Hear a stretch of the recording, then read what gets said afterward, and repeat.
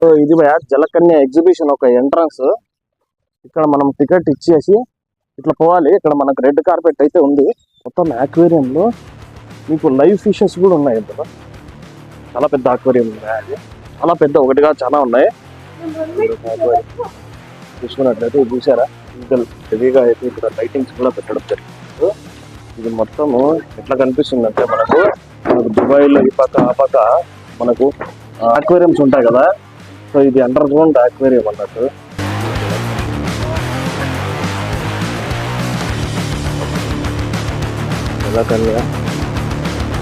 జలకన్య అందరికీ హాయ్ చెప్తాను కదా.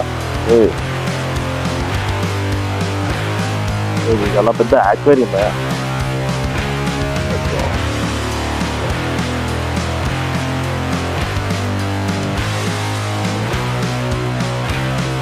Hey.